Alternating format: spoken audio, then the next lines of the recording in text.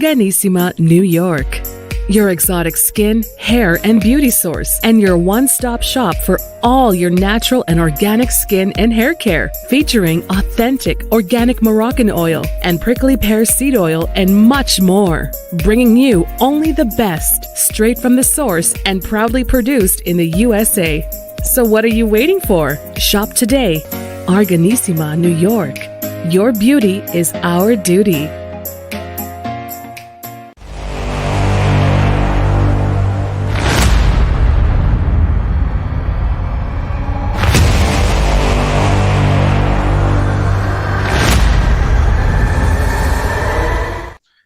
Folks, welcome back to the iHealth channel, iHealth Radio, the nutritious channel, and with your host, Hurricane H. And new day, a great topic, a topic that I want to discuss definitely, and I have been waiting so desperately for this particular show because I have an expert who can a little bit help us, and guide us in terms of the topic of our children's health and their healthy being physically and in terms of nutrition, in terms of weight loss and all this stuff. So I have with me Sheila Carroll, Dr. Sheila Carroll, a pediatrician. She's also a life and weight coach, and she does a lot of stuff to help our children basically be healthier. And you probably heard me in multiple shows talking about the dilemma of food and fast food and the kids today and their menu that's limited. Well, today we're going to address it further with an expert. So, Doctor, welcome to the show. Thank you so much for having me. I'm happy to be here. Oh, listen, I am so excited. This is like a treat for me because not only for me, actually, because one is, as I had mentioned just briefly before we started, I have my own kids and I have my own challenges with them in terms of their eating habits. And maybe I'm partially to blame, and we're going to talk about the parents' responsibility with that. But really, it is a pandemic. I mean, a true pandemic. That is ongoing. It's been going, and it's ongoing. I'm not sure it's going to end. Understanding eating is important, and the world we live in, as we just mentioned briefly, is amazing. And I'm not meaning it in a good way here. It is crazy. It is rough. It is different, and it does almost make all the necessary reasons why our kids are not healthy. And so let's talk first things first. I mean, you are a pediatrician, doctor, and ultimately as pediatricians, you in a regular medicine, you just make sure you check the kids and give them their physicals and stuff. But you went beyond that. You're specialized into this area of expertise of helping them and also teaching the parents. And so let's start about your background first, and then we'll go from there. Yeah. So my background is I've been a pediatrician for about 23 years now. And more recently I've been board certified in obesity medicine as well, which is the study of the emerging science of weight gain, weight loss, how the body's working, drugs to use to treat that, metabolic surgeries to use to treat that, lifestyle interventions to use to treat that.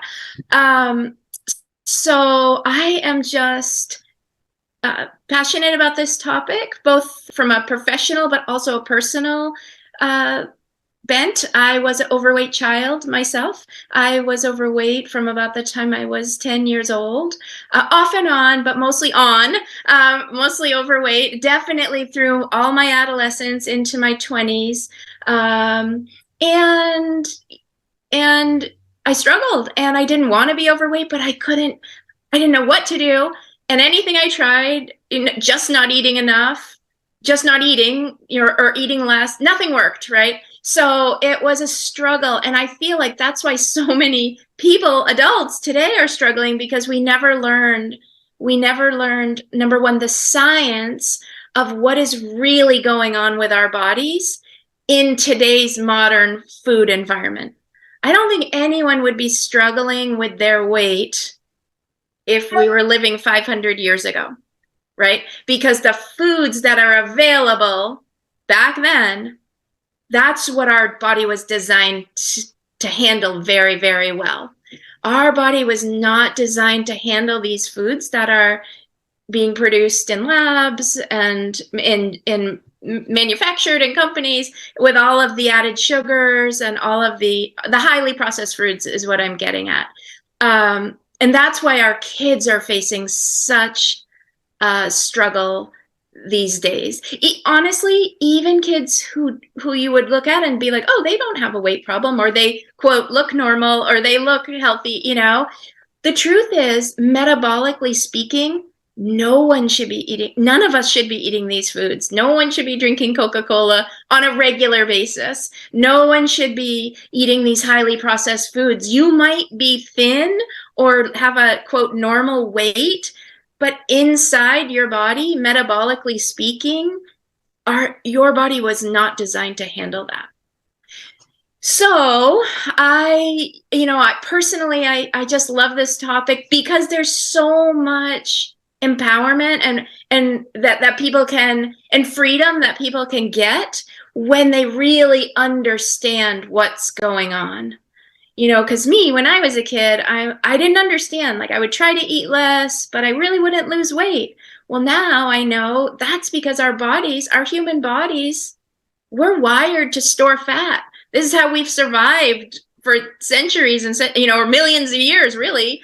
And so there's hormonal changes and there's physiologic changes that happen when you just cut back your calories. So that old method of eat less, move more, like that's what I used to tell people, and, that's what was told to me. That's what we learned in medical school, but it's not very effective advice for a long-term sustainable way of eating that's going to keep you happy, because we want to be happy too. We want to feel satisfied. We don't want to be miserable. We don't want to be deprived. So we need to eat, but we have to figure out a way how to do that in this world that's going to work well for our bodies. Doc, that's that was a lot. Sorry. No, actually, that's perfect. I mean, in there's so much that we're gonna spend the next almost hour on, and I want to start with what you said about you personally, and that's a very important piece, because you being today who you are, knowing where you were when you were a child, I think it kind of connects a little bit better with the people if you talk to them, because the first question, people say, well, what do you know? I mean, you've never been there, right? So it's important to realize that. But you said something important. You were struggling when you were younger, and it was difficult, and that's a big piece of this. I mean, I know I've tackled the topic of bullying, and with something of weight gain and things like that at childhood. Kids are brutal. They can make fun of people. We've seen that happen, obviously, in movies, but it's really happening in real. It's just a depiction of what's happening in schools. So there's a lot more to that, and again, you were young, you ate what you ate, and that's so maybe we can start with that piece of it. And of course, there's so much we talked about. You mentioned metabolism, fat, storage, the food that we eat, and 500 years versus now. So we're gonna get on through all that, but let's start about that. Like, kids today, or even I guess when you were a kid and when I was a kid, it's different in terms of what we ate versus now. I mean, it's got worse. But yet, I mean, if you lived in the Western world or anywhere in the world, right, pretty much the industries have been already in there. And so, maybe fast food's gone, faster here in the Western world versus some parts of the rest of the globe. But right now, literally, if you travel, I'll give you a good joke. I mean, when we go over all over the world now, there's probably McDonald's, Burger King, KFC, everything that you have in the States is everywhere else. I don't care where you go. There is going to be one of those branches of these franchises out there. So it is that. And that's just one thing. And then it is important to spend some time about the child, in terms of the food. Now, you were a kid, you were eating. I don't know what you ate, what you didn't, but somehow maybe it was the food, maybe it was the body. And that's the thing. It's a combination. Yes, exactly. I was just going to say, I'm one of 5 kids, and we grew up here in Maine. I live in Maine. I grew up in Maine. My mom was an amazing cook, and not cooking, what I would say, just cooking normally at the time, but cooking baking lots of cookies and cakes and things like that. That was usual for us. But I have, like I said, I'm one of 5, And one brother and one sister have been thin their whole lives, eating the same food.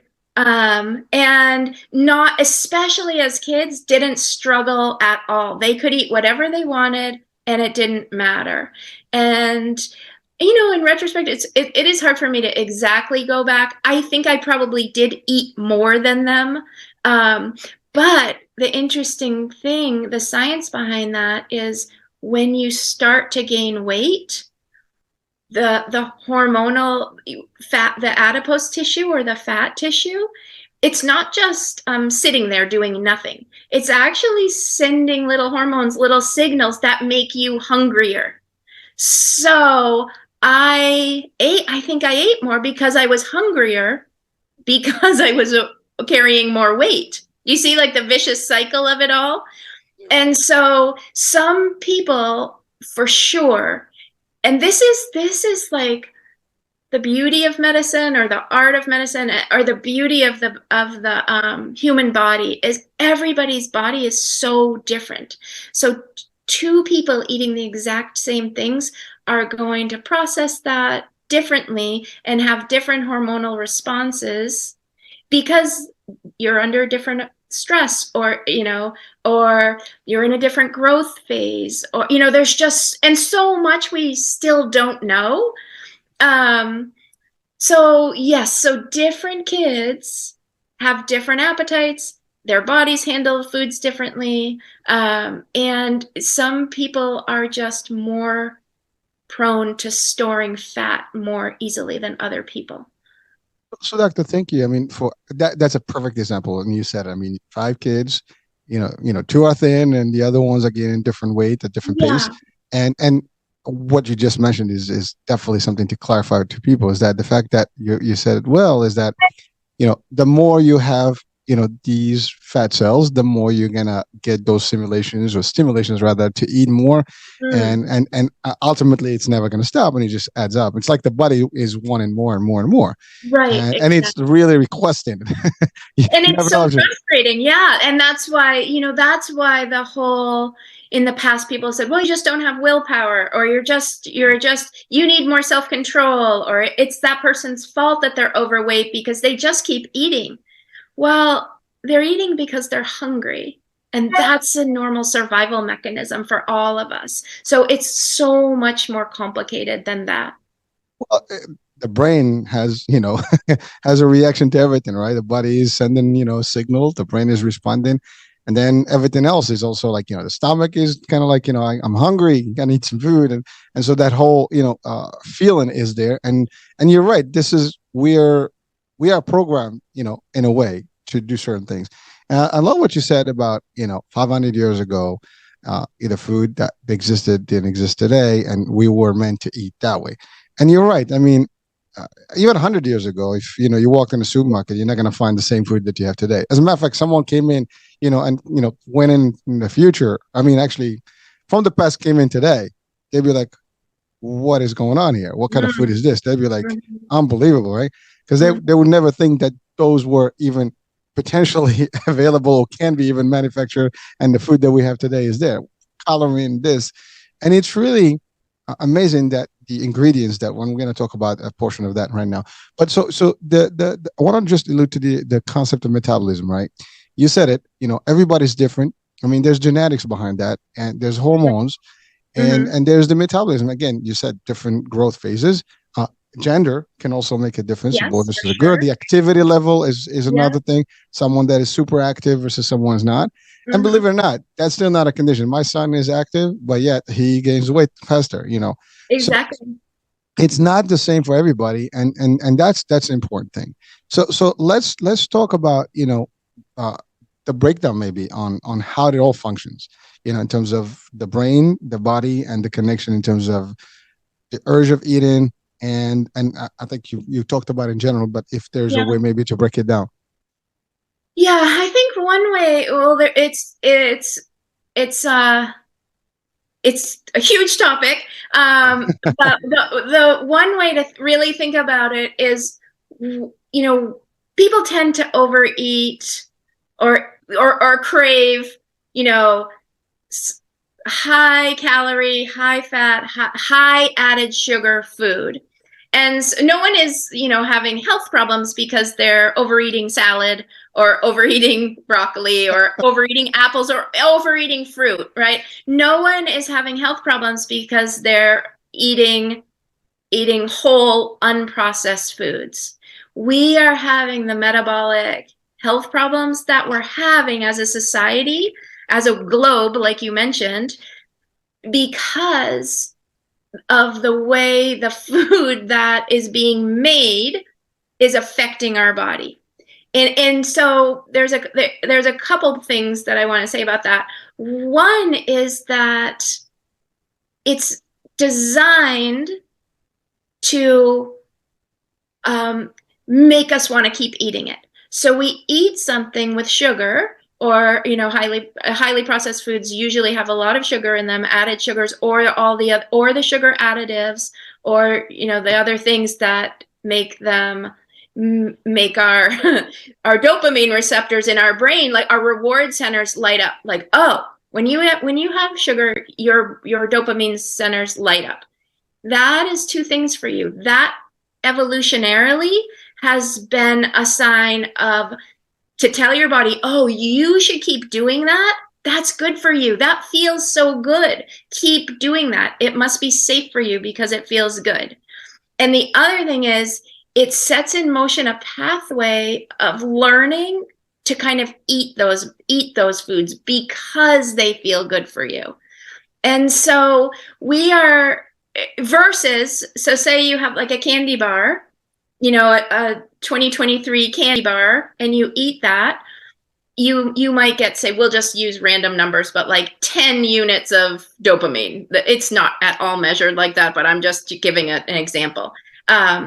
You eat an apple, there is a little bit of natural sugar in there. So you're getting a little bit of fructose, you're getting some good sugar, but nowhere near the concentration. So it might be like 0.5, and today the problem is once your taste buds get used to that 10x of everything, you can't even taste that 0.5. And I think that's part of the problem that a lot of kids are experiencing today. They can't taste the natural sweetness of a strawberry or of an apple, because their taste buds are constantly used to getting all the artificial sugars and all the added sugars, the table sugars and high fructose corn syrup. And so they say, well, it doesn't taste good to me. I don't like it. But what they really mean, two things: it's not registering as pleasurable in their brain because it's a comparison thing. I mean, it's not registering because they're used to getting 10x what they're getting, or 100x what they're currently getting. And the taste is the same way. It doesn't taste good because it doesn't taste as good as the other food. So I'd like to thank you. I mean, you're like, I'm listening to you and my eyes are getting bigger. My my brain is like, going like 2,000 miles an hour there.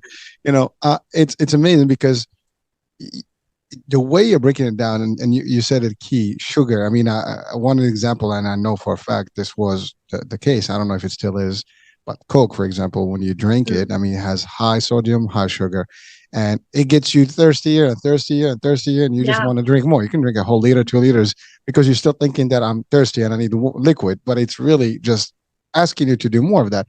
That's one. So it's almost a trick on the mind, right? But you're right. The mind only knows what you give it. And so, and I think what you mentioned about the level of the sweetness that is being given to you, and you're right. Like, if you get out of it, this happened to me. Like right now, if I taste anything that's sweet, it's horrible. It's amazing. It's like you almost reject that sweetness, because I reversed it to a degree. That's for me personally. But for kids, they're conditioned from the minute they're literally born into sweets. I mean, think about it. The minute they start eating food, there's like candy bars, candy this, all our holidays, are frankly, sweet.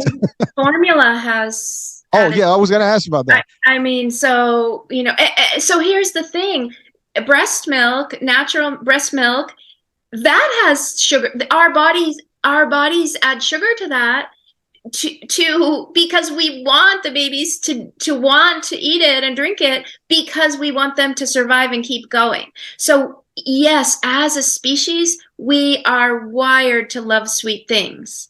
And that was fine 100 years ago or 200, whatever, however many years ago, when we didn't have the food available to us 24/7 and in the amounts it's available to us, and the variety of things, and the constant. If you're a parent, then you've got this birthday party, this soccer game where there's treats before and after the game, this kid is inviting you over, oh, and that family is going out. It's just constant. So it used to be like a quote treat, but what used to be treats are now commonplace, and there are every day. They're the water we're swimming in, and Multiplied. This is what's making it so rough. Yeah, well, thanks, Doctor. I know. I want to go back to the formula piece. I mean, were we even supposed to have formula? I mean, the fact is, historically, humans existed with no added food or outside food for the babies, and this was an industry thing that was like, hey, why don't we do this? And I don't know what's the concept behind it. I mean, maybe like for the mothers that may not have, but that's not even natural, because all mothers do have the milk and the ability to do that. Well, there is something called lactation failure, which means, it's not a great name. It's horribly insulting, blaming the person for who, but 7% of women don't make enough milk to support their baby's life. I happen to be one of those people. For whatever reason, after I had my son, I just never made enough milk for him. So in olden days, or in different cultures, I would give baby to someone else. Yes. Could you please help me? Or the community would help me by breastfeeding my child. Here in America, that is not something we do, right? Yeah. So formula, I think, it's a business thing too. It's somebody's business model. And it's very interesting. Good idea in a way to help, but the ramifications may have, the intent may have been wrong. I don't know. Exactly. But what you're actually feeding the babies are not necessarily the healthiest food for them, But there are certain formula companies, I believe now, with no added sugars, and they're working on that kind of thing because people are more aware. Doctor, just funny question, but I mean, does that mean that we're raising synthetic kids? I mean, because really, when you think about it, right, it's synthetic food. It's not real food. And so it's like, that's the building block for our, kids to grow.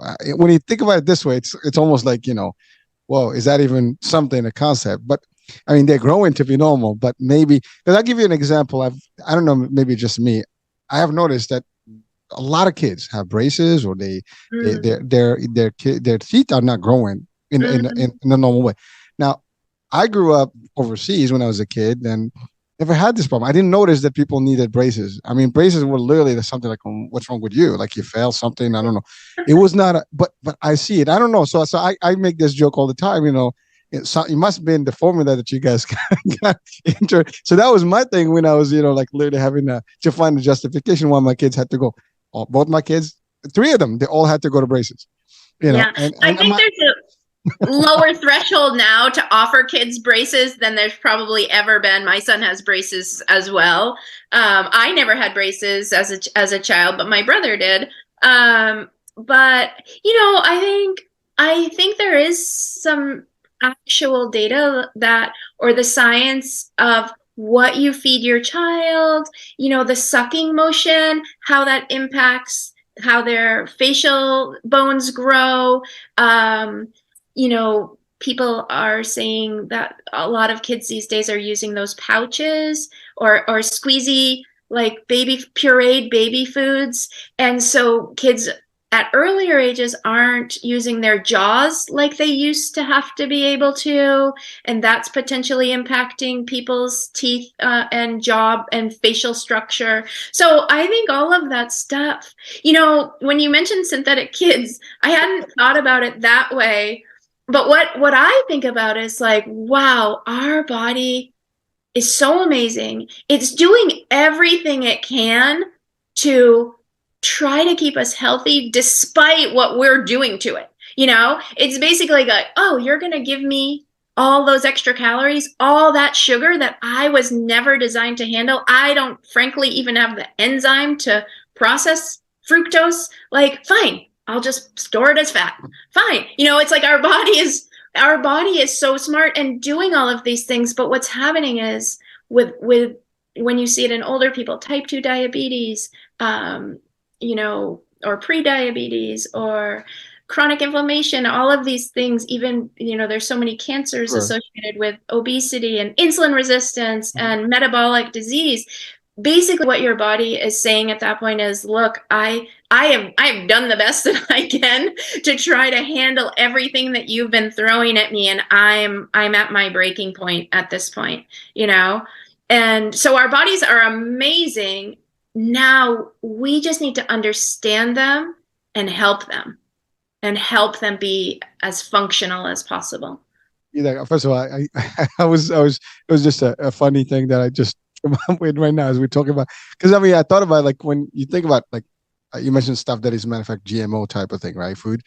Well, it's synthetic, right? And so is the milk. So that means really, like, whatever you put in is what you get, right? So you get a synthetic, different people that are maybe like they're almost mutated, folks. It sounds as weird as yeah, it sounds weird, but when you think about it, it's not far-fetched. Concept wise, and you're right. Your body is really fighting all this change, and to your point, it's been designed in one way, and then we've been conditioned in a different way, and we've seen the transition.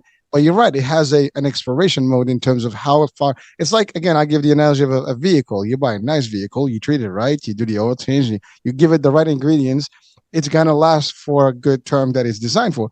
But if you put the wrong stuff in it, you take it off the road, you just bang it all over the place, it's not going to last long. Same thing here. The body is designed to live whatever your time span is, and your pancreas, your liver, everything is going to function correctly if you give it exactly what it's intended to be.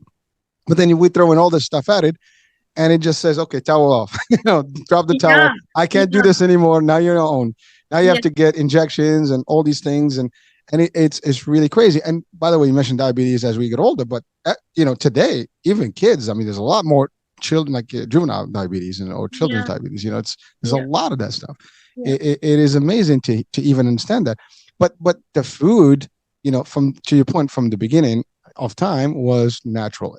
I love what you said. It was not enough food. It was food. You had to harvest it, and cook it. And you had meals. They have times for meals. You didn't have an ice box in somewhere in the house where plenty of food is stored. You didn't have fridges, as we call them today, or freezers and all these things, and storage of food. It was different.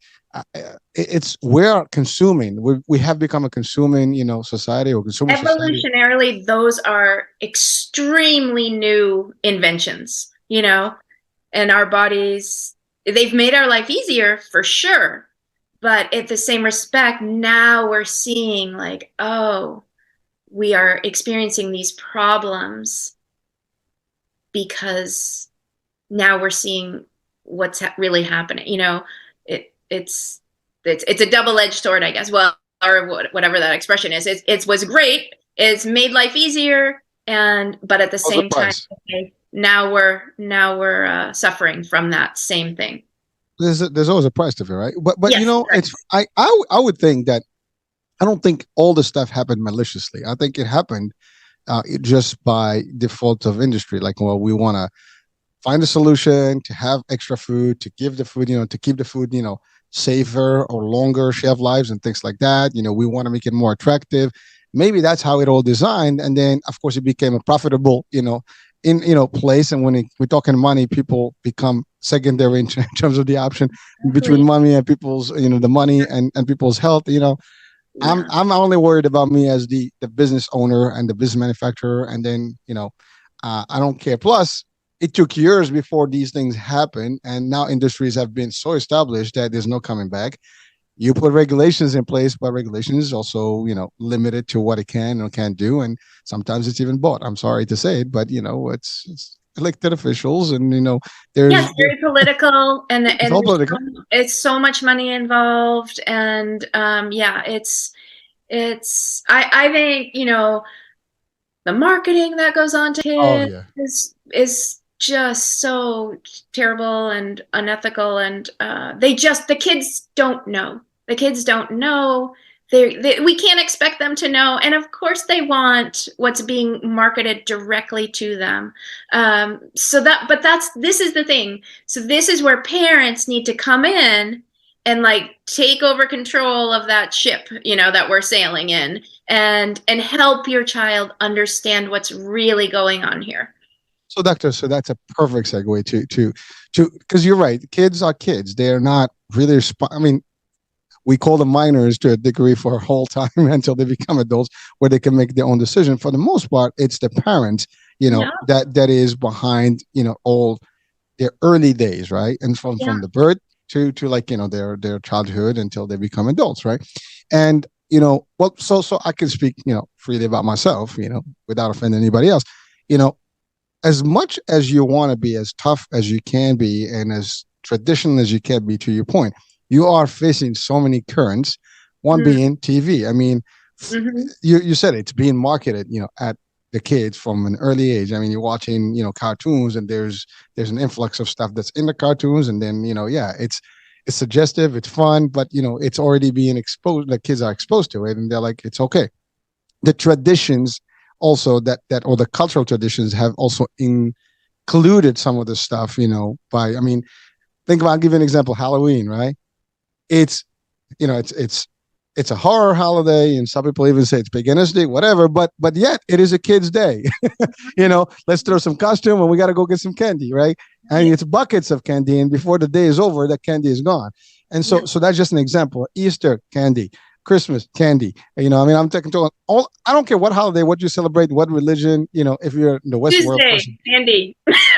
any day candy, right? It is. You go to the movies, right? Yeah. Movies like tradition. This is what I mean. It's not a treat anymore. It is.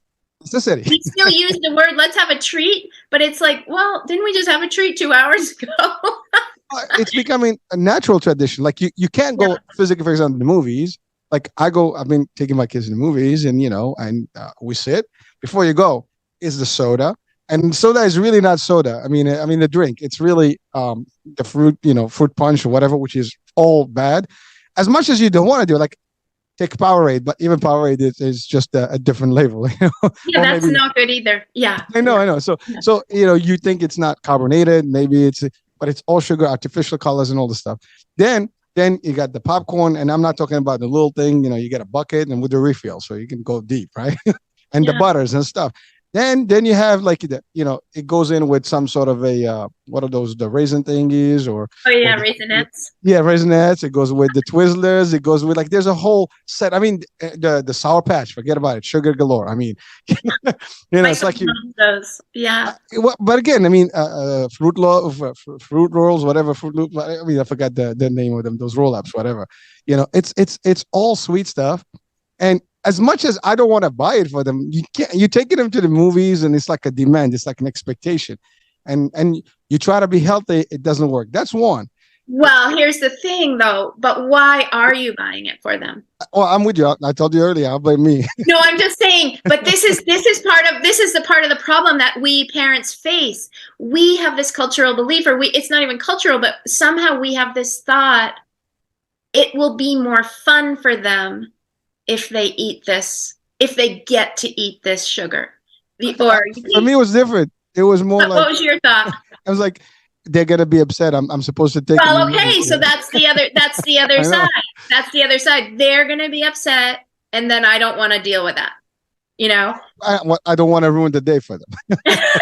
I don't want to. So it's all. But yes, these are all the thoughts that parents are having every single time. Even in the grocery store, I walk by the Doritos aisle, and I know my son loves Cool Ranch Doritos. And in my mind, I'm like, oh my gosh, he would be so happy if I bought those for him.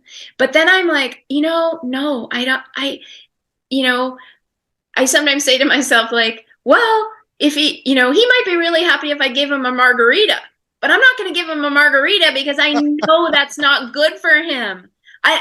So myself, I have just gotten so strong in my own belief of what I feel comfortable buying him. Or, he went to the movies the other day and he had a Sour Patch Kids package in it. He went with friends. He came back. He had Sour Patch Kids. But, fine. I don't want to micromanage him to that degree. But I do really, truly believe it's harmful to him when he eats that. Right now, his body's accepting it and tolerating it and doing what it can. I still think it's a little bit damaging to him. And I hate that. I don't like that at all. But at the same time, I'm trying to provide education to him. Like, okay, well, you have you had the choice, or you can make this choice even before you go to the movies. Let's eat something now, have some good protein, complex carbohydrates, get so you're not hungry, quote hungry. And then you can have something, then you can think, do I really want to have this? Knowing, but here's the problem. You and I as adults, we can do that. I can go to the movies, no problem, and not buy anything and sit there and enjoy the movie and have a great time. And I don't need any of that stuff because I worked on that. That was part of my own work. But I have the brain, I have the mature prefrontal cortex, like the very front part of our brain, the most advanced kind of thinking. It's like the CEO of your life. Like my son, he's only 11. His prefrontal cortex, just like everybody's, won't be developed until he's 25, 26 years old. So when I'm telling him or asking him to think, well, when you're at that counter at the movies, think about future Theo, think about, his body, how he's going to feel, his mood, his ability, and he's just literally incapable of doing that. Not because he doesn't want to, and not because there's something wrong with him, but his brain is just not wired for that yet. And no one is, and that's exactly why parents need to step in and be the prefrontal cortex. So thank you. By the way, just to clarify, I am a health freak, and so is my wife. And so, but that was our struggle, right? And what we did, we kind of, to your point, we've allowed it, a certain time. And me too. And I did not at all mean to judge, say. No. I think it's so interesting, all the thoughts that we parents have that are contributed, that are ongoing, that if we don't become aware of that, then we don't even have the opportunity to say like, oh, do I want to keep that thought, or do I really want to look at that and see if that's a thought that's serving me and serving my family or not? I get it. And so to be honest with you, I mean, yes, you feel bad. And I did succumb to it every now and then, but really what we established was a rule. For example, if my house, there's none of that stuff in the house. We don't buy those things. We have a joke in the house, like, buy food that we'd like to eat. No, we're not buying the food that you like to eat. We buy the food that we should be eating. And that's our challenge, right? So, and as they grow, the kids, start growing up and they have a mind of their own, it becomes more of a struggle. Now they're, I don't eat your food. Like when they were kids, I mean, tiny kids, in the elementary school, whatever, up to mid school, I think they were still eating our foods, like the salads and everything, and the meats and whatever stews, whatever you make.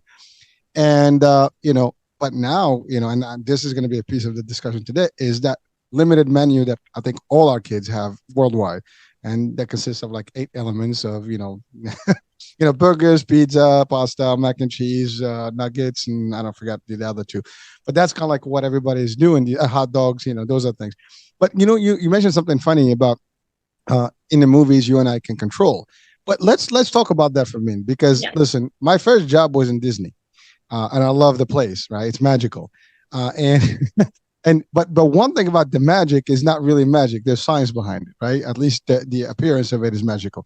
But I'll give you an example. If you've you've probably been to Magic Kingdom or or Disneyland. Yes, I went. So, I've been once. many times, yeah. Oh, was okay. So Yeah, I've been there. I've been there 1,000 times. And when you walk in, there is a store. I'm just to give you an example. It's a chocolate and candy store right on the front. Main Street. Actually, there is a scent that is actually being promoted in the air. So Yes. so you basically just like a robot. You just follow where the scent is, and the first thing you do, you walk into that store. And same thing in the movies. You walk in, the popcorn is attracting you right to the concession, place, and let's get funny with that. And you got all these things, and your eyes are like rolling now with all the digital stuff. It's like you want it all, and you like come in with buckets, and you got trays of food. Now we have even food in the movie theater, right?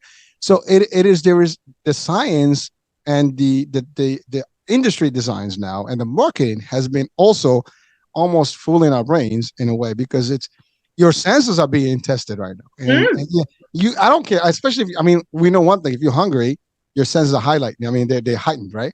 And so you can smell something from like a mile away. Yeah. It smells good, and then you just like it's like almost like you become zombie. You just kind of like follow, and you go. That's what's happening to our kids and to ourselves. But you're right. As an adult, you control. As a kid, you can, and then you get dragged like that. Come on, let's go. I need some more. And most of the kids, they throw a fit, and the parents like, okay, whatever, take it. I just don't want to hear any more noise.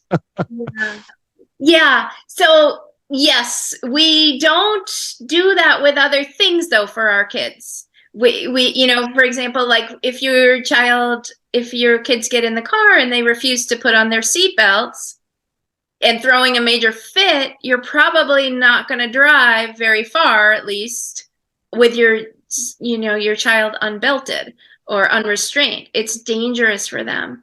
And, a lot of my friends are like, geez, Sheila, it's just sugar. It's just kids. They need sugar. Like, well, no, Poison. I'm not saying they don't need any sugar, and they don't. I'm not saying everyone needs to go cold turkey on this right away, or ever cold turkey permanent ever at any time. You can always have some things a little bit, but what I think people don't understand, and I think people just don't understand the harm that's being done. Even if you can't see it, even if you're not seeing it as extra weight on your child, or you're not seeing it as type 2 diabetes, or you're not seeing it in some outward way just yet, we know that we know that our bodies can't handle these foods metabolically very well. I forget what the data is in adults, but it's something like 90% of adults are not metabolically healthy. If you checked their blood work, if their triglyceride levels, their LDL level, their blood pressure, their waist circumference measurement, if you tracked and you measured, I think what the latest thing is, I'd have to go back and look, but it's a very high percentage of adults are not considered to be metabolically healthy. Now, that didn't start that day they got tested. It's probably been building up for years, honestly. And so what I'm seeing, and I think what we're all seeing, is the pre-pandemic data of kids with overweight or obesity was north of 20%. And so that was even before the pandemic, when we know that rates of weight gain went up during that time period. So that means 1 in 5 kids is already suffering some metabolic issues with weight. And so what's starting now in childhood is only going to progress, and so yes, kids have their own agency. We love that we want kids to make their own decisions. And that's what we're doing as parents. We are shepherding them into, their life, where it's like a very long 18-year runway, or however many years your child will be at home with you. And you're teaching them, and you're leading them by example, and you're trying to give them everything that they need so that then when they are making their own decisions more and more and more, 14, 15, 16, and they're riding their bike around town or going out with buddies or whatever, you want them to have some understanding of what the choices they're making and how that's contributing to the experience of their life. And we as parents can really help them understand that. We can help them, for example, if, we can help them understand the science, number one. We can help them understand the political nature and the marketing. Kids are very savvy to that kind of thing, and they don't like being kind of fooled or, taken advantage of. So in my experience, kids have loved learning about how they're being targeted to buy this thing. And in a way, it makes them not want to buy things sometimes, but there's a lot of work to be done at home too. Like when you eat something, how do you actually feel in your body? And that's a super powerful skill to teach your kids. And it's not something that we adults really talk about very much either. So if adults, the parents, start paying attention, when I eat these Doritos or this French fries or this, then I notice, I don't feel that great. Once you start paying attention, then you can teach your kids that same skill. And then over time, they might be like, well, I'm going to make a different choice because I don't want to feel that way. See what I'm saying? I'm with you, Doctor. I'm listening, and it's amazing because there's few elements there, right? One is you talked about, the example of the seatbelt, right? But really, to your point, I mean, listen, sugar, we know it as sugar. I mean, if we called it poison, people will not take it, right? I mean, it's just a name, right? But some people call it poison. I know. Well, I'm saying, but if we those that call it poison, they don't do sugar. They're already anti-sugar. But the idea is it really helping you? You're right. It's not. You don't need it. We technically do not need sugar. None of us do. We need carbohydrates, but that's different than sugar. Agreed, but also if you eat natural, you're gonna get your sugars regardless, right? So, exactly. So the problem, we don't need the added sugar or the extra sugar that's refined, which is common in every single thing you have today. I mean, even your breads and everything you buy has some level of. You look at the ingredients: sugar, 20, 15, 40, 50, 60. I mean, spoons. And that's a super important skill to teach your kids too, to read labels. And to look at the ingredient list, number one, look at now everything has to have added sugars, the grams of added sugars. So what the American Heart Association, the CDC, and the WHO say, if you are under 2 years old, so from 0 to 2 years of age, you should have no added sugars every day. Like the goal is to keep those kids not exposed to sugar. Then from 2 to 19 years old, 25, a maximum number of 25 grams of sugar per day. Those are the recommendations for kids. And I think adults are supposed to have, and so what that works out to is 6 teaspoons of sugar, about 6 teaspoons. So if you were to go to your kitchen, get out a teaspoon and go to the pantry and ladle out 6 teaspoons, you would see a tiny amount of sugar. That's the maximum amount. My son was at a little league game the other day, and one of his friends had a Gatorade, and I just looked at I said, oh, hey, can I look at that for 1 second? I looked at the label, 39 grams of sugar in that one bottle. So he's only supposed to have 24 grams a day, or 25 grams a day total, 39 grams in that one bottle, plus whatever else he's eaten. The other thing I want to make sure is that most people kind of feel like high fructose corn syrup, we know like that's not healthy for us, right? I think most people really do you think most people would recognize that as something, we shouldn't be eating a lot of that?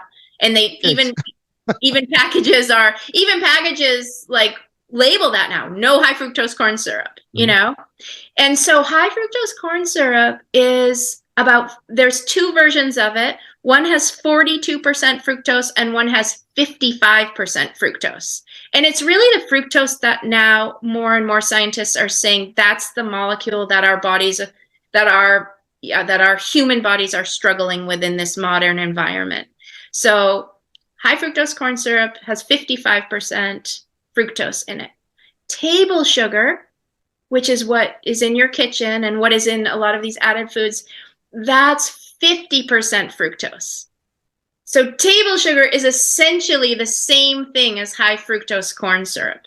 Because I hear so many people say things like, well, I'm buying this because it doesn't have high fructose corn syrup in it, but it has, 39 grams of regular sugar in it. And so it's essentially the same thing. And until you get deep into the literature of that kind of thing, we wouldn't know that, because certainly the manufacturing people are not going to be telling us that. I mean, think about it this way: if they did, we wouldn't be buying the product, right? I mean, it's Right. scales of the economy here. So, Yeah. but doctor, thank you for that explanation. But so here's the thing, right?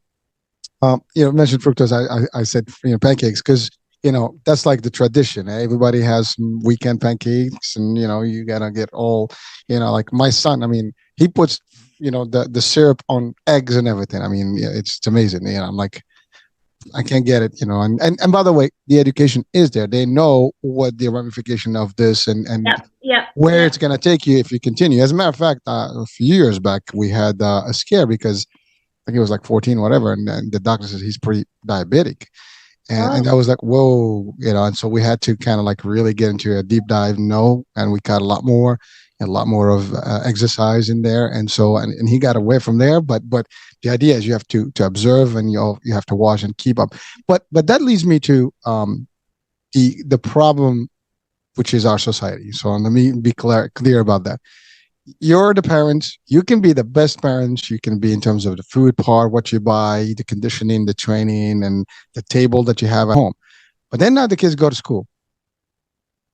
They're not getting the healthy stuff in school. I'm sorry, but that's reality. I mean, the menus, at least in the States, and by the way, there's a lot of videos out there that can compare some schools from worldwide, schools.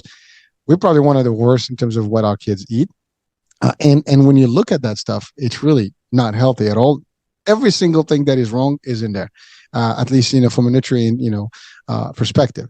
That's one. Two, peer pressure. You're with your friends to your point. The party is stuff. Like boo if you don't eat this. What's wrong with you? Well, you're a kid. Enjoy your life, and you get all this stuff happening, and it's building, and now you get to a point when the kids are teenagers. That's like the rebellious years, and like, mom, dad, I know what I'm doing. You can't tell me this, and now you have to struggle. It's like a clash, right? So you're almost, you're forming them home. Yeah. They're disforming them somewhere else. It's like there's a formation here, and there's a whole destruction on the other side. So no matter what you do, between the marketing, between the culture, between the system and the environment, it's like you're struggling. It's like you're swimming up current, and it's tough. You're swimming up current, and you are considered, what's the right word? My son is like, don't be weird, mom. Don't bring anything weird. You're considered abnormal, or I can't think of the right word, but you're not going with the flow. If you are like, okay, here's your You what? You're extreme. Extreme. Those words are used too, for sure, for sure. And so that there is no doubt this is why our kids are struggling so hard, because it's not easy for the parent. It's not easy for us parents right now, and it's a lot of work. And the only thing I guess I would say is we can't give up. I think, we might lose the battle, lose 100 battles, but we just have to stay with the big picture and stay with the mission of, this is ultimately what is going to keep you happy and healthy. And yes, you do get to make these choices for yourself. And if you're choosing that right now, there's nothing I can do about it. Okay. you're controlling what you eat at home. Like you said, you control what you bring in at home, and I do the same thing. And that's one big message. So for us parents, we can control what we can control. And we can't control our kids, especially when they're not right in front of us. So we just have to keep going and doing the best we can, setting a good example for them. Living that lifestyle ourselves is really the best way. They see us, your kids see you feeling good, being fit, being happy, thinking well, having a lot of energy, and they're probably like, man, I want that too. And our kids, every kid is really looking to their parent as to how they think they should act. So like you said something about lead by example, but that's another element that we need to just highlight briefly here, because you're right. If my lifestyle is kind of fit and more like specific, where we counting the calories when we go, we do treats every now and then, but we know, like, if I do a treat, that means we got to work up extra, whatever, we got to make it up and do all the stuff, and that'll take us to the discussion about calories versus sugar. But the concept, I've seen this, you've probably seen this, you go out and you can see sometimes families, they kind of like are open about eating, and you see the parents are not as healthy, and therefore the kids are just basically doing the same. And they listen, I cruise a lot, right? And I can tell you, on cruise ships, people go crazy on the buffet line. I mean, trays and trays and trays. You do not need all that, but I know they can't control it, because, to your point, all that chemical stuff is going on. But that's when you have a younger, person that is in that environment. Well, that's all they're going to know. Again, so this is a part of. And by the way, I'm not judging people, folks. Just to be clear, exactly. Yeah. We're just sharing like observation here. But I know even those same folks, they know that they have an issue. They just can't do anything about it. And most of the people, when you get to a certain point, it becomes very difficult to go back. I mean, it's not impossible, but it's difficult. And the more you get to a point of like I give up, I'm just going to let my body go. That's when it gets worse and worse. And then now you get complications, and the diabetes kicks in. And it doesn't get any better from that point. Once you get to a certain level, it's over. And it's best to pin it really when you are at that younger age. And sometimes even me as a parent, let's say if I notice that I'm not healthy or whatever, maybe I should prevent, and shelter my kids not to have the same problems I have. So again, it's just a quick message for people, if you're watching, it's your health at the end of the day. And there is more to this, because, we complain about the healthcare system, right? Well, it does take a toll on the healthcare system. Now, it may benefit some, it may not benefit some others. There's the debate about, is this benefiting doctors, the hospital system, the healthcare system, the economy of healthcare, whatever. Or it is really taking a toll on them, and that's where the cost is high, and that's why we can't afford the medicine and stuff like that. So there's that whole discussion. That's a whole topic, on its own. But all this stuff is happening in real time, and it starts at an early age, and it starts from the parents, and the behavior that we actually are, portraying is what's being accepted by those children, absorbed by the children. To your point, the kids are gonna like absorb everything. They mimic parents, father and mother. Like, for example, in my household, we work out. My wife does teach, fitness stuff, and I'm got a health channel, healthcare. But yet, I know all these things, and the reason we do these talks is to help people at least get them closer to the reality, and maybe resources and solutions. Mm-hmm. So, doctor, you mentioned something: sugar, carbohydrates. Mm-hmm. And so let's talk about that. What does that mean, and the difference? And then let's talk about the importance of exercise for kids and movement. Oh yeah, so important. Exercise and movement. So, not all carbohydrates are sugar. Carbohydrates are they're called a macronutrient of our body. We need protein, we need fat, and we need carbohydrates. And the beauty of having real, whole, unprocessed foods, fruits and vegetables is what I'm talking about, nuts, seeds, or I guess nuts, are more in the fat category, but the sugar, which is just a molecule that comes, but it's coming in fruit and vegetables, it's coming packaged in all the other things that our body needs. The fiber, the micronutrients, the vitamins, the minerals. So those are there's a difference between like healthy, quote, healthy carbohydrates and just carbohydrates. See, or just sugar. I guess I'm not sure if I'm answering your question or not. No, that's perfect. And so now let's talk about that. Essentially, fruits, vegetables, proteins is really what should be, and whole grain foods or whole food, right? Mhm. Is what we should have in our pretty much, table. Exactly. Yeah. And water, nothing in Yeah. it. Honestly, that's all we need. Yeah. So, And that so would keep us super healthy. right, but here's the challenge now. Our tables may not be made of that. I mean, let's look out in the U.S., right? Burgers, fries, hot dogs. I mean, you can't go to a game without a hot dog and some fries and ketchup. I mean, talking about ketchup and all these extra stuff. I'm talking about sodium and sweeteners and sugars. I mean, you can clean silver with ketchup. I mean, Yeah, and the condiments, and there's so many sources of hidden added sugars. Yeah, all barbecues. tastes good. That's the problem, and Yeah. you just can't stop.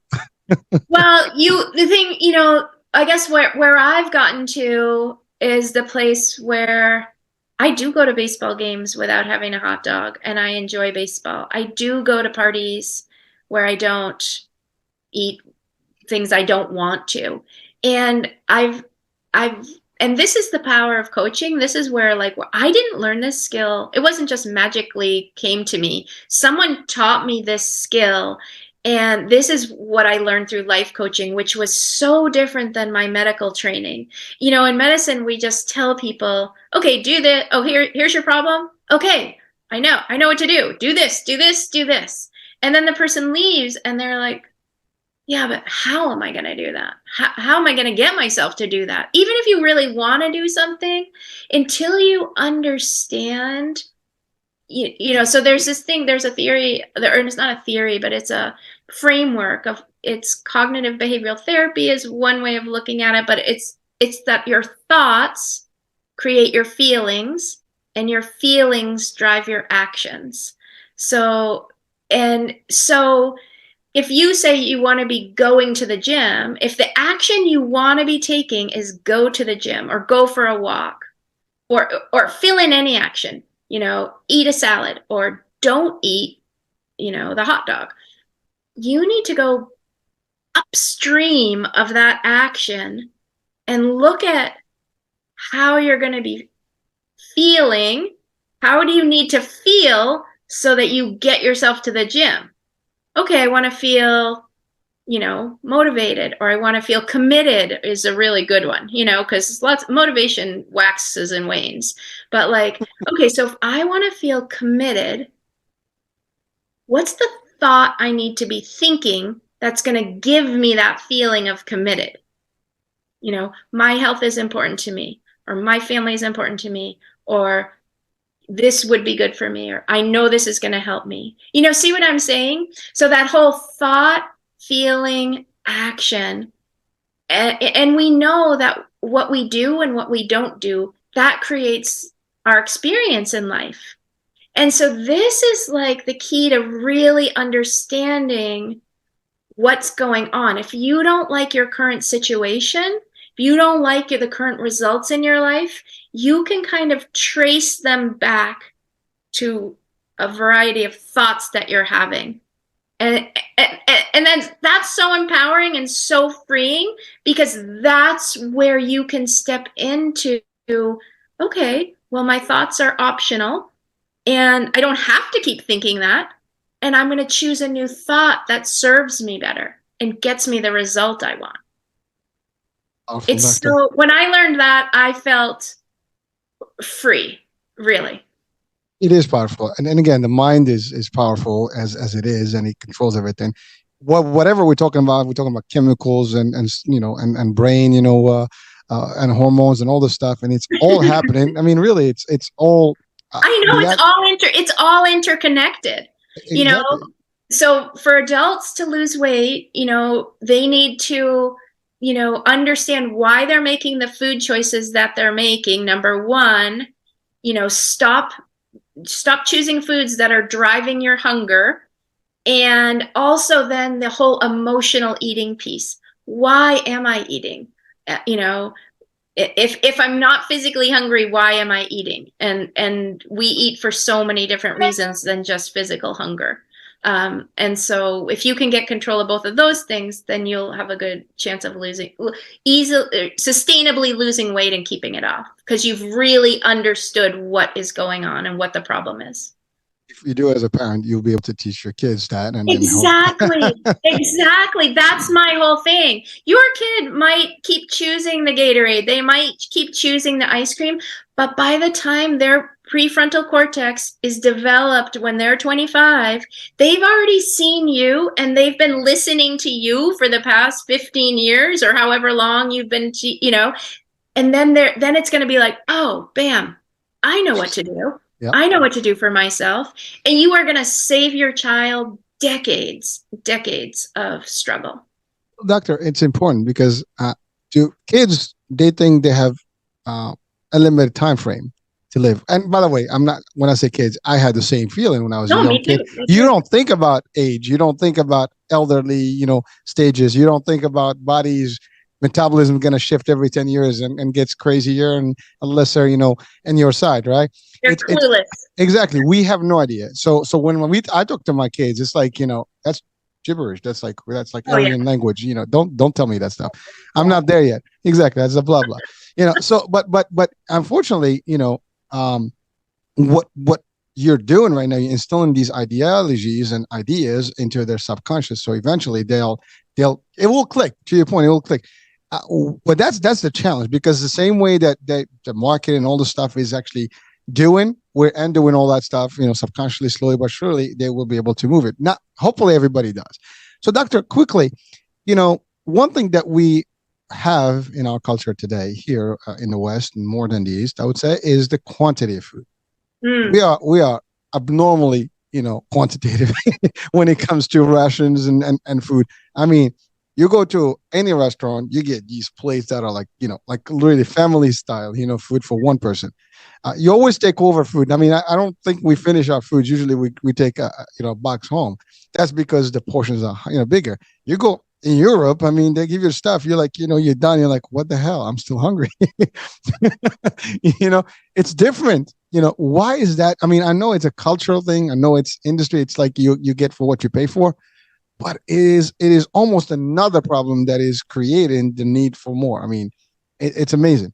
It's a huge part of the problem, portion control, and our kids are eating way more than they need to be. That's another problem. But just like we mentioned, like smell hunger. You walk into the movie theater and you smell the popcorn, and you're like, oh, turns out I am hungry. You hadn't been hungry out in the parking lot, and then you smell it and you're hungry. And it's the same thing with your eyes. You see it and you're like, oh, I'm really hungry, and so, yeah, I think that is another big problem that we're facing, this supersized everything. And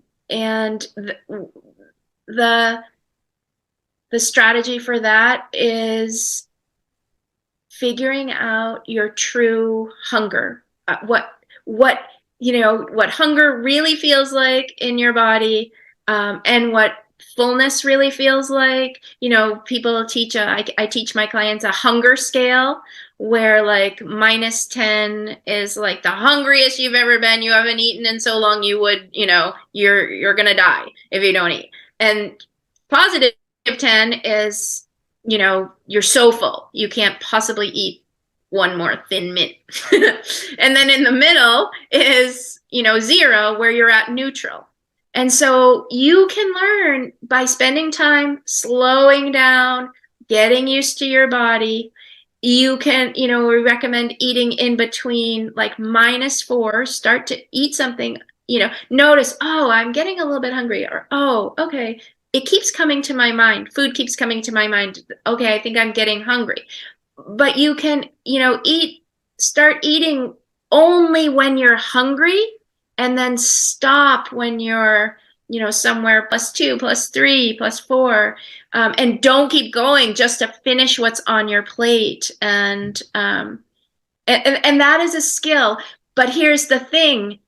We need to understand that the processed foods that that a lot of people are choosing to eat are messing up your body's hormonal signals, that the hormones that tell you you're full and hungry. So leptin and ghrelin, those are important hormones for weight maintenance. And when you're eating whole, real, unprocessed foods, so easy to tell when you're hungry and easy to tell when you're not full. I mean, when you're full. So the other thing I'll just throw out there, for your audience, because I think people think like, oh, well, I don't want to be deprived. I don't want to not eat something. The truth is, when I gave up eating sugar and a lot of processed foods, I was shocked at how not hungry I was. I had always been hungry. That's why I struggled with my weight all the time, because I felt hungry a lot. And when I felt hungry, I ate. But when I gave up eating sugar, and to me, like, flour is, right below your neck, flour is pretty much turned right into sugar. So flour and sugar are essentially the same thing. So when I gave up eating flour and sugar and I got in touch with my real hunger, it's shocking how not hungry we are when we're eating protein and healthy fats. Now, I'm not saying that you need to make your kids not eat any flour or not eat any sugar, but I'm just sometimes I advise my clients to do this as an experiment on yourself. Your kid doesn't even need to be involved. Leave them out of this. But you take a week or 2 weeks, or frankly, even a month would be better, and go no flour, no sugar, and see how good you are going to feel. Then you're going to be like a convert and feel so committed and be like me, crazy lady, talking about it all the time. But you just feel so good. It's freeing, really. And we don't realize how bad we feel until we give it up. It's amazing. Listen, there was a point in my life where I let it go, and I was doing all of that crazy eating and, no limits and all the snacks and everything. In 1 year, I gained about 50 pounds. And when I dropped all that, it was me being conscious and taking all that stuff out, and the feeling that your body is in, and how you feel like, you're really excited, you have the energy and all the stuff.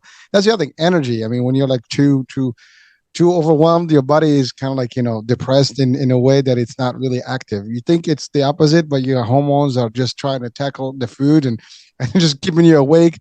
And then you're not doing much, right? You're like, you're blah, you just, you don't feel good. Plus your sugar level is going up and down, mm-hmm. and you are on this roller coaster ride of glucose. And it physically, we don't feel good when we eat like that. Doctor, quickly, so I love what you said. I mean, by the way, thank you for the picture about the food on the table. The more you have on the table, the more you're going to eat. The least you have on the table, you're probably going to be able to, like, oh, I'm done, it's over, and you walk away. And then it's psychologically speaking, the more you see on the plate, the more you want to finish it. So that's why they also recommend, like, using smaller plates. Even if we tend to buy really big plates. But yeah. Years ago, people used to eat off much smaller plates, and they even had kid-size plates. Mm-hmm. Now, kids off adult-size plates. It's a joke. When I go to movies, I do actually ask for the kids menu. Yeah. And they look at me funny, like, right. Yeah. And my kids are not even with me, like, kids menu. Yeah. They look at me like, okay, but that's like, when I go and want to treat myself, but because you have to, you can't starve yourself for everything. I mean, sometimes you have to cheat, and I do that, but I know that I have to do some extra work that day, whatever, workout, right? Now, the importance of balancing with water. I mean, water is essential to our life, and I think, but also if you drink enough water, like let's say you drink and eat at the same time, I mean, you're gonna fill your stomach to a degree that you're not gonna be needing more. You're gonna feel full. Give you that feeling of full. Is that even a thing? Yeah, for sure. Yeah, and lots of times when people feel hungry, what they're really they're truly just thirsty, because we're chronically underhydrated here in America. We don't drink as much water as we should. Plus we tend to drink things that are dehydrating, with things with caffeine in them. And so yes, drinking more water will definitely help with hunger for sure, and it helps with feeling full when you're eating, for sure. All Yeah. right. Yeah. It's because that's important. By the way, the fact of dehydration versus having enough water, that's a big deal, because to your point, we don't tend to drink a lot. When you're young, you're not going to feel it, but as you get older, your kidneys are going to have a fit with Right. you. So Right. Right. it's just, and your skin, your body, it's all going to be, calling for Right. help. Yeah, That's exactly. the thing. I think the biggest message, and coming to the end of the show, is that you're a kid, you're a child. Your parents are kind of in control in a way, but eventually you're going to be your own, control, captain, and you want to live healthier, happier, longer, as opposed to like live happy for a few years and then struggle, in a Exactly. longer time. And Exactly. that's the biggest message. And I think as parents, we want our kids to live as long as they can, and even, you know uh, be alive and happy and healthy, and you want to see them thrive just like you want to see yourself. But we love our kids probably more than we love our own selves. I mean, that's just parents, Yeah. 1-on-one, most of us. I hope that's the case. But the idea is that you want them to do more and better. And again, this is important, just to educate, that we have the ability to help, to your point, as much as we can. We might not be able to tackle every single, wind coming into us that is with an influence, but at the same time, we can do our part in, and whether listening to a show, talking to a specialist such as yourself. And I love what your mix between the medicine piece and the actual life coaching piece, because Yeah. or the lifestyle, dynamics. I think those two Well, combined. if you can't implement the strategies, Hmm. then their strategies are no good. So everybody needs like the whole mindset piece. How do I get myself to do what I really want to do? And there are things to learn that you can figure it out, and you can do this by yourself over time. It helps to have a coach at first, for sure, teach you these things, but then you can it's so it's so powerful and so empowering. You will create the life that you want. That's powerful. So quickly, doctor, the We didn't even exercise. talk about movement or Yeah, sleep that's it. Yeah. So or emotional regulation. so listen, you have time, I have time. So the exercise piece, right? Yeah, It's for kids.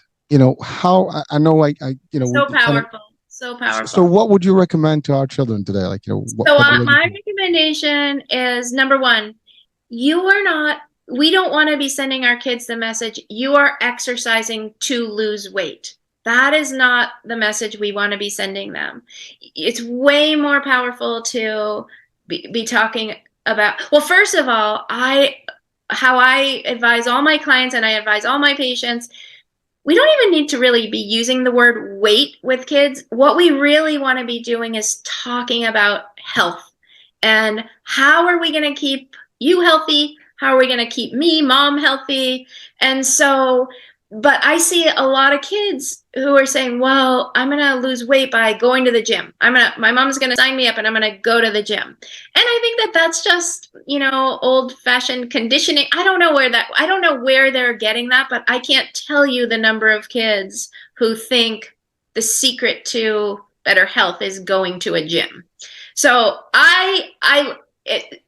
I try to, gently steer them, like, wonderful. Exercise is amazing for you for so many reasons, not the least of which is, exactly what we were just talking about. What we are going for is health, and we are going for longevity and lifespan and health span. So we want people to be as healthy as possible for as long as possible. And exercise is a huge part of that.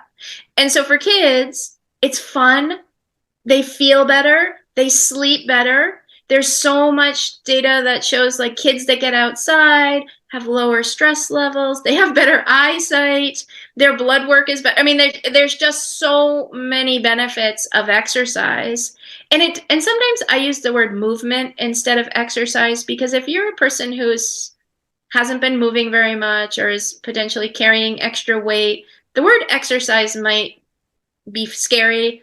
or make you feel, unsafe or Yeah. something. Too much, like, Mhm. geez, I'm not exercising that, I can't exercise. But you can move. And, you can move, even if it's walk around the block, walk down the street, walk around your house, walk up and down the stairs. So if you've been doing nothing, start small. If you're already doing something, up your game a little bit, raise the bar. The official recommendation for kids is to get 1 hour of physical activity a day. And it doesn't have to be in sports. It doesn't have to be paid for. But hey, go outside and play. It's spring here in Maine, and my son has had his buddies over today, and they were just playing wiffle ball, and they are running around like crazy. But so it helps to have, depending on the child that you have, what they're interested in, go outside with them, sports equipment, invite friends over, walk your dog, there's just so many. But parents need to drive this behavior as well, and really kind of insist on it in a way, like just like we do, like, it's time to do your reading, it's time to do your homework, it's time to go outside, and or it's time to get some exercise, that kind of thing. It's just, we need to start looking at it as like this: we brush our teeth, we exercise, this is who we are healthy people, and this is, we want our kids growing up like loving the feeling of moving, so that they will do that when they're 60, 70 years old and keep going.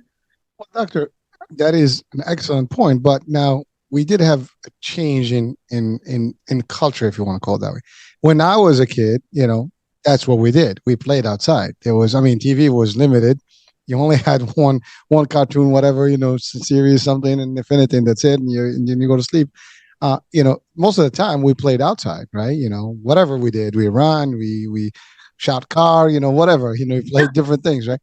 In today's society, our kids are more like glued on a chair behind, a desk, in front of a screen for hours in the gaming, right? So now, again, it's still us as parents, because we buy those devices. We are the ones who are enabling them to do that, right? Yeah. Then that also creates the behavior: as they sit, they munch, and they crunch. They're just sitting and taking unnecessary calories in, and before you know it, they're just gaining weight. Now we're making it even easier by ordering everything to the door. You don't even have to go places now. You can DoorDash, and I love the service, but the idea, we use it in, to for one thing is good. For the other, it can create some laziness, right? So I think that's another change that happened over the last few decades, where back in the days, kids were like, really, naturally, we were always outdoors. Humans were outdoors. Yeah. They get up and they do the things that they need to do for the day, and then they come back and go to sleep. Well, the same thing, these screens, all of the screens and the video games that the kids are on, they are also affecting that same dopamine pathway that's so pleasurable. And so the kids are just drawn to that. And so we have to understand, like, oh, he's not a bad kid, or there's nothing wrong with him that he wants to play video games. His brain right now is telling him it's so much fun. Of course he wants to play the game. However, I know as his parent, it's not healthy for him to do that. So I have to set a rules or a boundary, or, I take care of his health and safety in so many other ways. And then this is what a parent needs to really get to the place where they're like, I value movement as a safety feature for him. Like, it's part of his health. To be safe and healthy, he needs to get moving, or he needs to get outside and play. So, okay, he's going to be really upset when my son gives me or doesn't give me a hard time. He just doesn't want to turn his screen off. But it's okay. He can not want to turn it off, and he can still go outside. I'm okay with that. If he's upset, I'm okay. It's okay. He can be upset. I wish he doesn't have to. I tell him, like, you're choosing to be upset. That's okay. You can have that experience yourself if you want. But here's our, you've already had your hour or hour and a half or whatever, 2 hours. You've already had your time. That time's up. So now That's preparing for real life because you I don't know. always do what you want in life. I mean, you're gonna be at work. They're gonna tell you what to do, when to do. Yeah, but the truth is, it is more work for us parents. So much easier for me to be like, oh, just keep going. Yeah, it's fine, and then I can do what I want to do. I can do the housework, do all the things. But Well, that's a big deal, doctor, because parents sometimes they just, especially if you have more kids, you yeah, just give up at the end. It's like, okay, and you've whatever. been working all day Yeah. and you came home and, I guess, yes. And of course, and there are sometimes I'm like that too. And I just am like, okay, fine, but I think I always am just coming back to, I just want the best thing for him, the healthiest thing for him.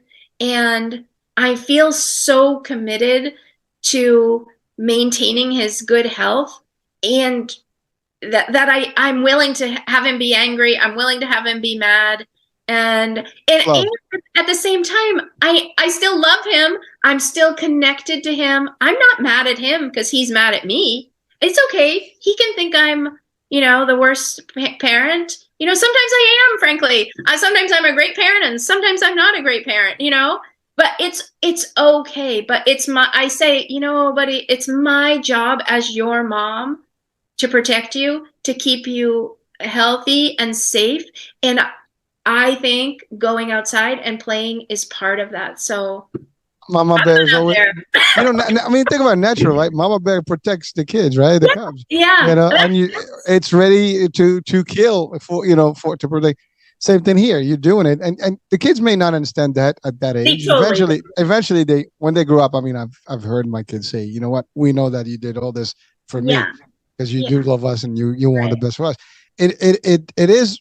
There is a satisfactory, satisfaction, level when you hear that eventually, and then you see that they see the light at the end of the tunnel. Yeah. But it is tough while you're going through it, and it's not always a picnic, and it's a struggle. But again, if you're doing the right thing. You've decided on purpose. This is how I want.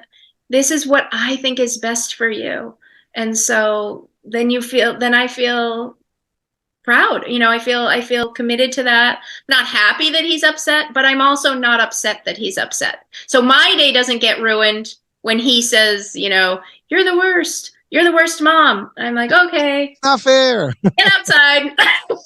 Well, it's funny, Doc, because here's the thing, right? We have this, and I've heard these comebacks. Well, my friends' parents, they don't do this, and they start like, comparing them. Well, I don't care. This is the United States of me. You're ruled by this Constitution. I say sometimes, like, well, maybe those parents don't understand the importance of getting exercise. I mean, not everybody knows all the things, so maybe they're just confused and they don't understand, so I kind of say like, that it would be better for you. I'm not saying those other parents are wrong, but I'm just saying, it's people live different lifestyles and make different choices. That's right. Well, again, maybe they can share that message across, right? Well, again, by the way, folks, I mean, if you're watching and listening, this is not a bash thing on anybody's style, but I think we all want our kids to be better and healthier and so on and so forth. And what's a better way to do it by educating them about being healthier and again, doing our part. Hopefully we can do that. Now, doctor, I know I'm exceeding your time here, but you mentioned sleep. That is important. I tell you one thing, I have this struggle with my own son because his sleep patterns are all over the map. Like, like I can't get him under control. How old is he? Well, he's 17. I can't control him anymore. No, and it's hard. So this is the thing. Yeah. So sleep is by far the most underrated thing you can do for your health. If you do nothing else but go to bed an hour earlier or 2 hours, so adults, it's recommended to get 7 to 9 hours of sleep. And, I don't think that too many adults actually get that amount of sleep, but it affects every aspect of your body.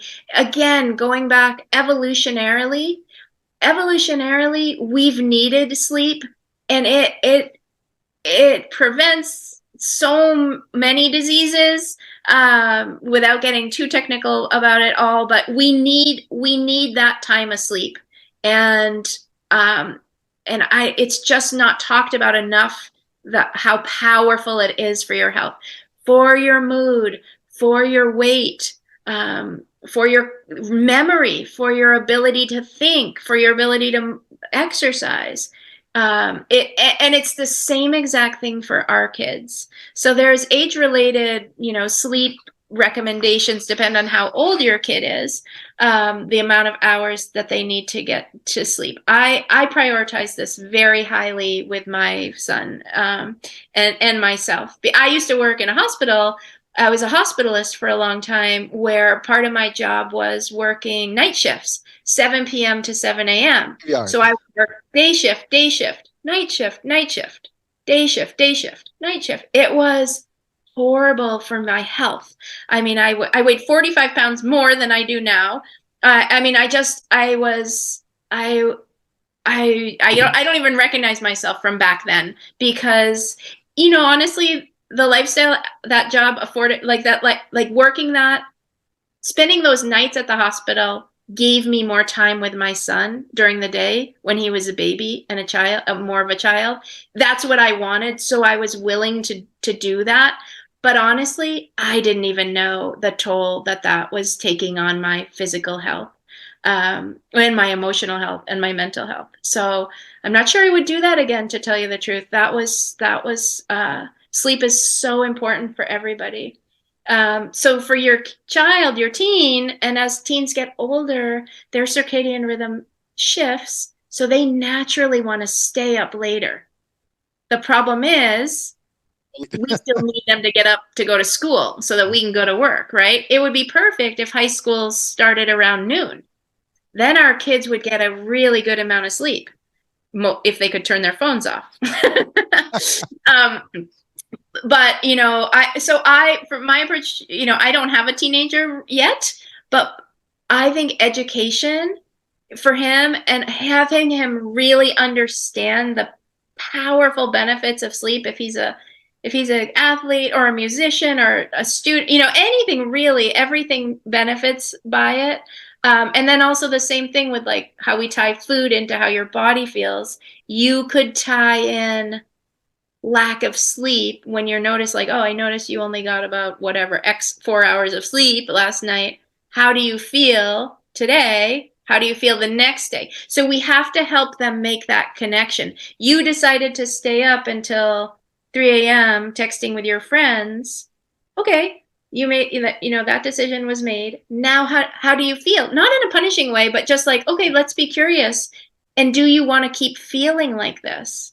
And then when he does get a really good night of sleep, or hopefully strings together several nights of good sleep, then you could say, hey, how are you feeling? Like, are you liking the way that you feel? Are you liking your mood? Are you liking, that? And so we just need to help them tie their choices with their results. Pretty cool stuff. And by the way, this is not just for my kids. So I think for everyone watching and listening, I mean, if you do have, someone in that age group, it is a huge deal, because it is a transitional stage, and with the gaming, with everything. And the other part is that you got the weekends versus weekdays. And then it kind of like they switch those rhythms every week. And so the Friday night, they like switch on weekend mode, and then Sunday they can't switch it off. And that's Monday is horrible. And that's not helpful either. The data, the scientific data would suggest that the best thing you can do is get up at the same time every day. So you don't have to go to bed at the same time, but if but the problem is, if they're staying up really late, it's a challenge. This is this is where we're at with our modern world, but our ancient bodies. And how do we live in this world, understanding our physiology and what we need to function really well, and then we make our choices from there. Before technology, I mean, it's sunset, pretty much an hour later you're out. And sunrise, you're like, you're already in nature, roaming again. That's the design, but that design we kind of took off with all the extra light and all the technology. Now it's like you don't have, I mean, the day and night are almost the same. Now in some parts of the world, I mean, the cities don't sleep, right? And people can literally be, Yeah, everything is pretty much 24/7 now, and you can literally go through a whole night. And I can tell you one thing: I am a person that needs my sleep. Mm. Without sleep, I can't function. I don't care. I'm a zombie, literally a zombie, and you I can mean, the tell. truth is, everybody's a person who needs their sleep. Some people Yeah, just yeah. recognize it. I mean, that's really where we're at, you know. It's awesome that you recognize it. Yeah. Oh, I live by that rule. I Yeah. gotta get my sleep, beauty Neat. sleep. They make fun of me at work, like you got you need your beauty sleep. Yeah, I can't do those early things. I gotta get my sleep. Yeah. you Yeah. know, but it helps my balance. It's to your point, Mhm. my psyche is good, and I'm energized. Otherwise, you can't even work out. You're like Exactly. you're like slow mo, like a little puppy. You're like okay, Yeah. you Yeah. know. It doesn't work that way, right? So, well, so doctor, I know we've covered a lot of grounds. Is there anything we're missing right now? Well, this is another huge topic, but just the last thing You I can think come back, is, doc. yeah, We I can will. have I'll another come back. one. If you want me to, I'm happy Of to. course, I want you back. The only other thing is the only other really pillar like of health that I really think parents can focus on is helping their kid learn emotional regulation skills. And because that is such a huge part of being healthy. And I guess what I mean by that is really learning how to understand your thinking and feel your feelings. And it's not we don't talk about this very usually, and we don't with our kids too much, and they're not taught how to do it in school. But if you can really understand that what feelings you're having, what they are, and what they mean to you, and you can accept your feelings, both positive and negative, and you have some tools and some skill set to manage your emotions when you become stressed or when things are harder. That goes a long way towards physical health, number one, but also clearly emotional health. So that's the other piece I work on with my clients is helping with emotional regulation skills. Thank you, Doc. So now, like, that's the last question of the show today. What last piece is: how can we connect with you, our folks and audiences, so they can pretty much benefit from your work and maybe work with you in case they need the help. Yeah. So the easiest way is just to look up my website, my whole name, SheilaCarrollMD.com. You can email me through that. I have a blog. I'm also starting to put out little snippets of info on Instagram, and just, my goal is I just want to educate and empower I want to help the kids. And I believe so deeply in my heart the best way is through their parents. Because the children love their parents the most. The children idolize their parents. They need their parents. And so so if you're a parent, there's a lot of great free resources out there, and you can look up my website. Doctor, you can coach parents, you can work with them, and doesn't matter if they're not in the local area like Maine. I do it online. Yeah, that's the Okay, beauty perfect. of it. Yeah, yeah. And I only work with parents. I don't coach kids because their brains aren't ready for it, I was with the parents. Yeah, it starts with the parents, and honestly, it's the most effective way. So, All right. Well, yeah. Doctor, I will have your information linked to the show, so this way people can connect direct with you. Definitely would look forward to having you back and maybe Okay. tackle more and break it down more. It's very real. I mean, I don't want to let you go, but we've exceeded the time here. Thanks. This was a great conversation. I'm always so excited to find other people who are excited about this topic too, and who are so passionate about trying to help kids live a healthy life. And we, help the future, because we want parents to be healthy. Yeah. Yeah. Well, but also the kids are the future, right? So if we don't take care of them right now, the future is not looking good. Yeah, for sure. All right, Doctor. Thank you so Thanks much for having me. My pleasure.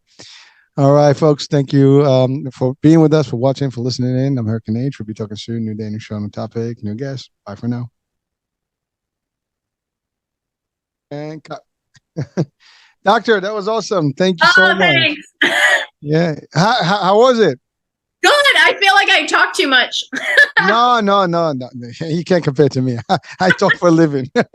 So, that's the, but no, it was powerful stuff. And it's been a minute, actually. I have another doctor come in on Friday, similar topic. And, it's not enough. There's not enough out there to talk about Yeah. this, because a lot of parents are more like, my kids, I want them to be happy, whatever she's doing, whatever, and so they let them be. But you let them be now, it's like you're hurting them. Not keeping them happy. I want them to be happy, let them be a kid. And you're like, no, That's the attitude they say, like, oh, they're kids, the opposite. I know, but they're just kids. Yeah, like, well, no, I mean, yes, they are kids, and that's why we need to protect them. And the hard part is that it is so much work for the parents. It's a lot of work. It takes effort. It's so worth it. I mean, it is so worth it, but it's not a slam dunk. It's not take this pill. It's not, watch this video. It's work. It's work. So, you're undoing a lot of bad stuff that's happening around them, and then you have to control all of it, and it's tough. Listen, I've been there. My oldest is 26. I've had that, run, and then I had my two are 18 and 17. So I'm going through that next stage. Yeah, but it's rough, and sometimes you do get like, whatever. But you can't give up. You got to keep up. Yeah, that's what I say to myself. Like if I make if I cook something and he's like gags, or something, he refuses to eat it, or I literally say to myself, I'm not giving up. I'm just not giving up. And that's just the talk is good. Yeah, the whole thing is upstairs, up in our brains. It's powerful. Well, so doctor, definitely, please, let's maybe a few months, whatever, we'll come back and we'll touch again. Anytime, happy to. Yeah, and I will give you. I mean, you don't do podcasts yourself, do you? No, not yet. Someday I want to. Again, so if you ever decide to maybe have on the radio, you want to have a time to talk, live, I can connect you with you, and you can do your own hour and talk to parents, whatever. Oh wow! Something to think about. If that's something that's of interest, we can lock in an hour a week, whatever, a month. It'll be your show, and you can just talk, on the air and give advice. I mean, it's not a dual show. Something to consider, in the future. All right. Thanks. Yeah. Awesome. Well, it was great to meet you. Pleasure. Thank you. Thanks. Bye-bye. Thanks for the good conversation. Thank you. Bye-bye.